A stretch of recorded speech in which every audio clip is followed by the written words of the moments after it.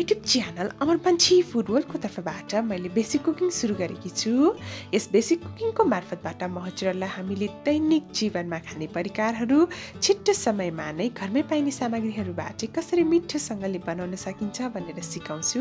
यसै सिलसिलामा आज म हजुरहरूलाई म्याङ्गो लस्सी वा आँपको लस्सी बनाएर देखाउँदैछु। आजको रेसिपी मैले 2 जनाको लागि तयार गर्दैछु। त्यसको लागि मैले एउटा पाकेको आँपलाई लिएँ, दही 2 ग्लास जति लिएँ, चिनी 3 चम्चा मैले लिए, हजुरहरूले 6 चम्चासम्म युज गर्न सक्नुहुन्छ।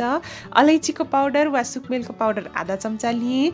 ड्राई फ्रुट्सहरू हजुरहरूको घरमा जुनै छ त्यो राख्न सक्नुहुन्छ। मैले आल्मन्ड 3 वटा, पिस्ता 3 वटा, किसमिस 4 वटा, कालो किसमिस 5 वटा र काजु 3 वटा जति राखेँ। ड्राई फ्रुट्सहरू चाहिँ राख्ने नराख्ने हजुरहरूको आफ्नो विचार हो। मैले यसरी म्याङ्गोलाई पिस पिस गरेर काटेँ, सानो सानो पिसमा।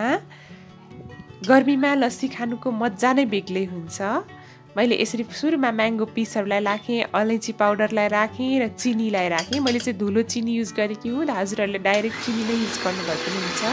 राम्ररी यसलाई ब्लेन्ड गर्नुहोला।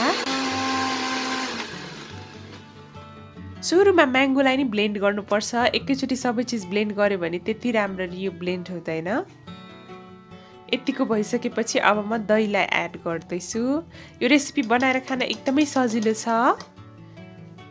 अहिले म्याङ्गोको सिजन पनि हो, हजुरहरूले यो रेसिपी एकदम मजाले इन्जोय गर्न सक्नुहुन्छ।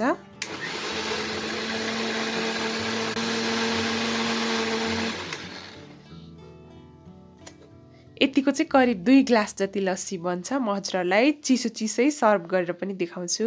हजुरहरूले आइस क्युबहरू पनि हाल्न सक्नुहुन्छ। एकदमै राम्रो भइसकेको छ। हजुरहरूले दही युज गर्दाखेरि चाहिँ अलि फुल फ्याटवाला युज गर्नुहोला। यसरी यो रेडी भइसकेको छ। आजको रेसिपी हजुरहरूलाई कस्तो लाग्यो? यदि मन पर्यो भने भिडियोलाई लाइक, कमेन्ट र सेयर गर्न नबिर्सिनुहोला। साथै मेरो च्यानल अमर पंछी फूड वर्ल्डलाई सब्स्क्राइब गरिदिनुहोला। Thank you so much for watching. Have a nice day.